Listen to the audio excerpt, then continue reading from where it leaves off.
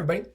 This is going to be a video of deriving or how to derive the other sum and difference formulas. So the last video that I made was deriving the difference formula for cosine. And as it turns out, that's actually all that we really need in order to derive the other sum and difference formulas. So the first one that we will derive is the easiest one, the one that falls out almost immediately, which is the sum formula for cosine. So we have our formula for cosine of alpha minus beta. It seems like we should probably be able to come up with a formula for cosine of alpha plus beta. And yeah, we can. It falls out pretty quickly if we notice that alpha plus beta, why can't I make this equal sign, is the same as alpha minus negative beta. Right? These are the same things. Alpha minus negative beta is the same as alpha plus beta. And this is helpful because we just derived a formula for alpha minus, some other angle, which is what we have here. Even though it's a negative angle, it's fine. We can still plug it into the cosine, the difference formula for cosine. So by the difference formula, the cosine of alpha minus negative beta must be cosine of alpha times the cosine of negative beta plus the sine of alpha times the sine of negative beta. So some key facts that we'll have to use here in kind of cleaning this thing up is even versus odd functions. So cosine is an even function, which means that the cosine of negative theta is equal to the cosine of theta. Sine, on the other hand, is an odd function, which means that the sine of negative theta is equal to the negative sine of theta. And that allows us to rewrite this so that we don't have negative angles in here. They're just angles as they are. Okay, so this gets turned into, well, cosine alpha just stays the same. Cosine of negative beta. So cosine of negative beta is the cosine of beta. So this becomes cosine of beta. And then here's where we need to be a little bit careful. Well, sine alpha is not going to change, but sine of negative beta is negative sine of beta. So that negative gets pulled out, and this becomes minus sine of alpha, sine of beta. So, and that's the sum formula right there. Cosine of alpha plus beta is this. So notice it's very similar. I mean, it's almost the exact same thing as the difference formula. The only difference is the sign in the middle changes from positive to negative. Okay? So how do we derive then the sum and difference formulas for sine? Well, what we use are we use cofunction identities. And let's see, do you think I can fit it in here? Let's try. I'm always trying to save some paper. I don't know, does that make me stingy? Does it make me eco-friendly? I have no idea. So here are the cofunction identities that we need to use. We know that the cosine of alpha is equal to the sine of pi over 2 minus alpha. We also know that the sine of alpha is equal to cosine of pi over 2 minus alpha. So the way that we will derive the sine of, and let's see, which one are we going to end up deriving, is the difference formula for sine. And the way that we do it is not by starting with sine of alpha minus beta. We actually start with, what do we start with? Something kind of clever. We'll start with the cosine of pi over 2 minus quantity alpha minus beta. That's what we're going to start with.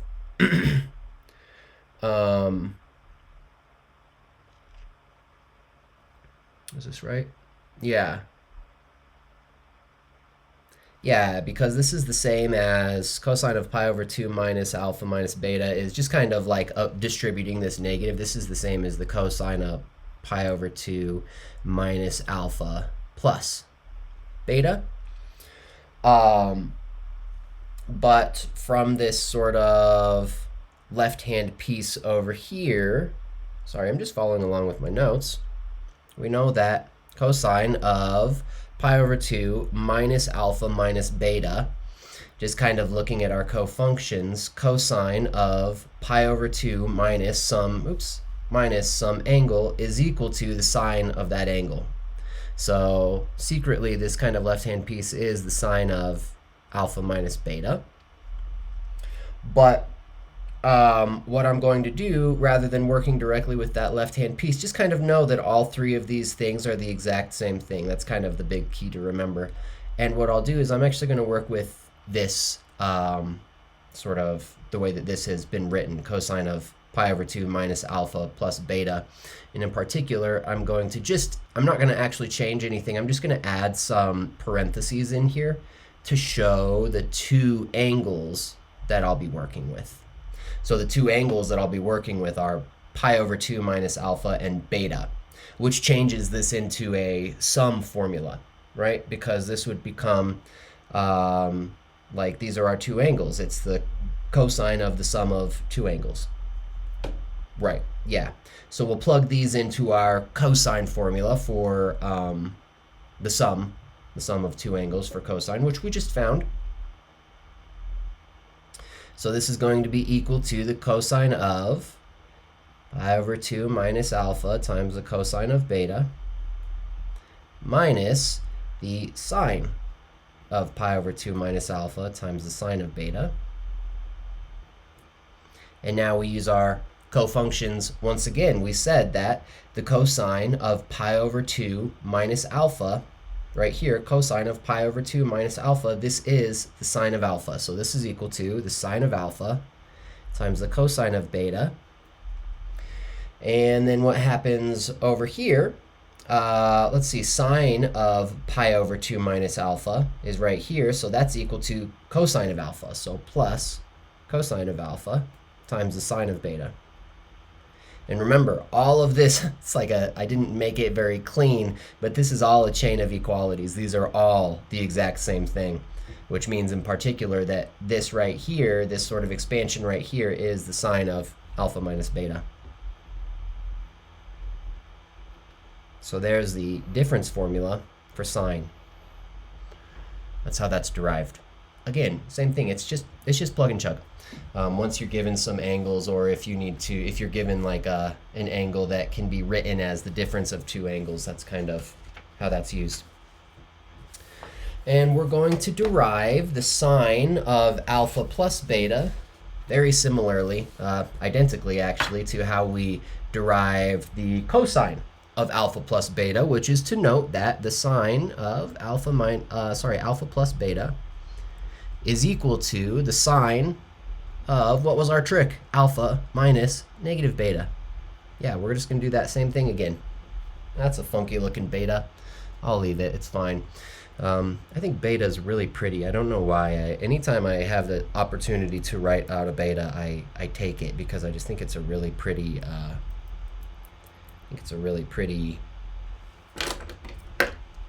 letter. Sorry, I'm running out of lead. I don't want to do that thing where I sit here for like 3 minutes on the video, like clicking and doing that. You know what I'm talking about. Everybody's been there. All right. So now we're just going to rewrite this. We've rewritten sine of alpha plus beta in terms of a difference, and we have a difference formula. So we're just going to plug everything into the difference formula. So sine of alpha minus negative beta is sine of alpha times the cosine of negative beta plus the cosine of alpha times the sine of negative beta. Oh, geez.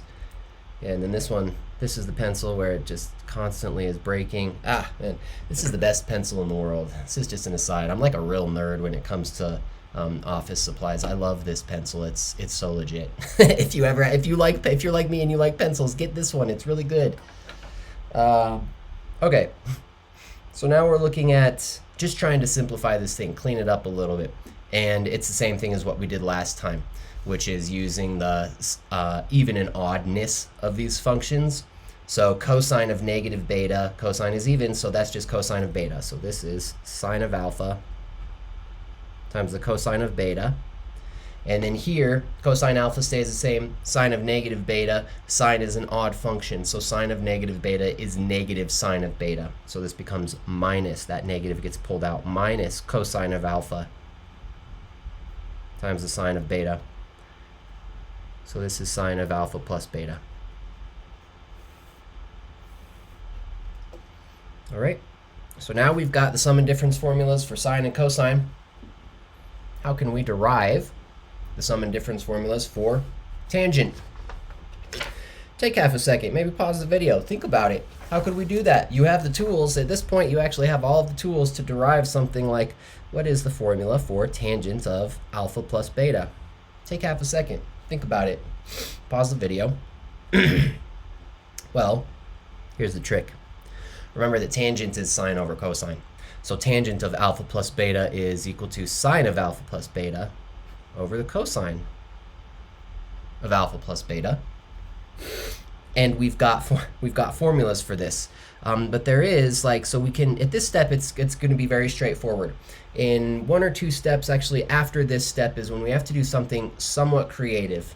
All right, sine of alpha plus beta.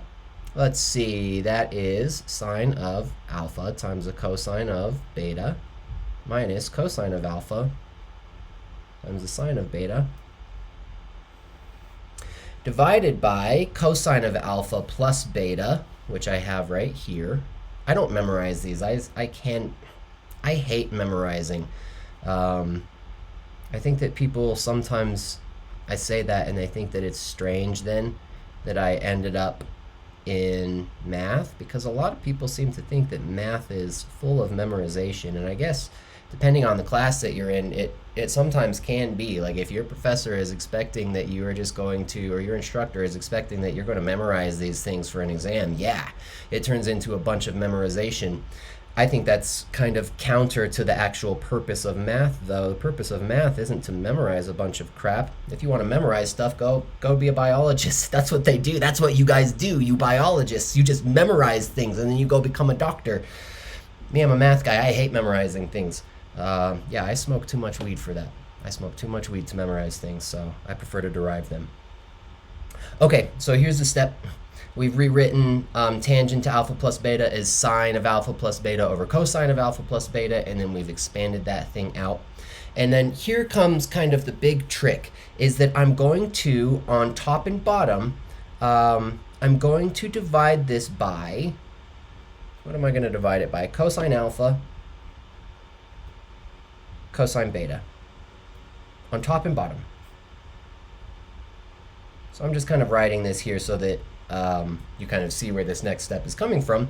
And I'm going to rewrite it, though, in this way. So it'll be the top, which is sine of alpha times cosine of beta minus cosine of alpha times sine of beta divided by this, cosine of alpha times cosine of beta. And then all of that, so that's like the numerator divided by cosine alpha, cosine beta, and then we want to do the denominator divided by that as well. Because if you multiply or divide one piece of a fraction by something, you've gotta do the same thing to the other piece to maintain equality. So it's the denominator divided by cosine alpha, cosine beta. And why did I do that? Well, it looks really arbitrary. But the reason that we did it is because we're going to get some nice cancellation now. So maybe rather than like writing out every single step, I'm just going to kind of like explain what's happening and then write out what happens with the cancellation. So just look at the denominator, the numerator here for now. We have a fraction where in the numerator it's a difference. So when you have something like that, this breaks up into two different fractions. It breaks up into sine alpha times cosine beta divided by cosine alpha over cosine beta minus cosine alpha times sine beta divided by cosine alpha cosine beta. So it's just the inverse of, like, if you subtract two fractions, they have to have the common denominator, then the numerators just kind of get shoved together. It's the inverse of that. It's just breaking this fraction into two different pieces. But the nice thing is, like, look at what happens with the left side of this fraction with sine alpha over sine alpha times cosine beta divided by cosine alpha cosine beta. The cosine betas cancel. So you're left with, in this sort of left-hand piece, sine alpha over cosine alpha.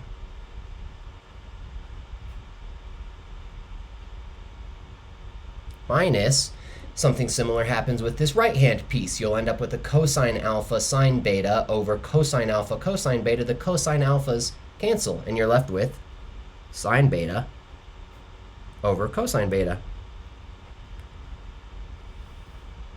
And then what happens in the bottom is something similar, just the cancellation results a little bit differently.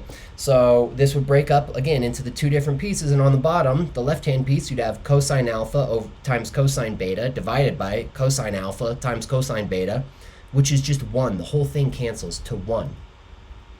And what happens here on the right-hand piece of this? Well, sine alpha times sine beta over cosine alpha times cosine beta becomes, I guess I'll just write it this way since I haven't, I haven't simplified the top yet, so just to kind of keep things consistent, but I'll write it this way.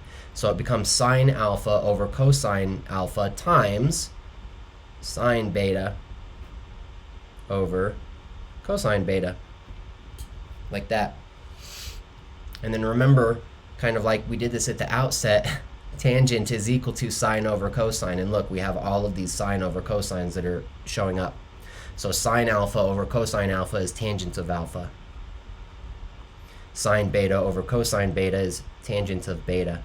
And then on the bottom, we have 1 minus tangent alpha times tangent beta. Right, and I made a mistake somewhere. What did I do?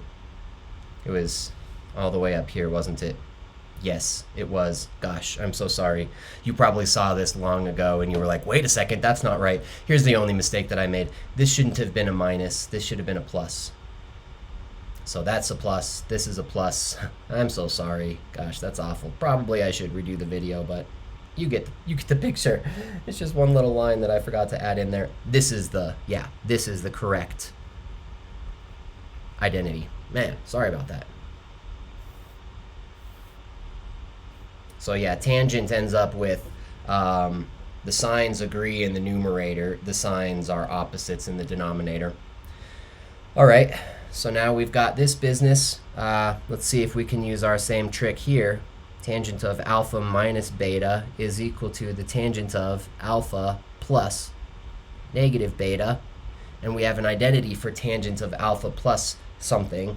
So this is equal to the tangent of alpha plus the tangent of negative beta divided by 1 minus the tangent of alpha times the tangent of negative beta.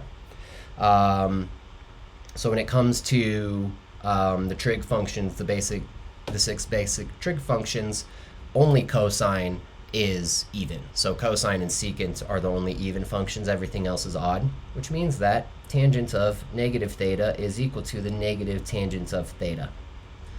So tangent of negative beta is the negative tangent of beta. And then down here, this negative gets pulled out and makes the denominator 1 plus tangent of alpha times the tangent of beta. And that is the formula for the difference for tangent of alpha minus beta. There it is. All right. So there it is. Those are the rest of our trig functions. If you have any questions at all, let me know. I'll be happy to answer them.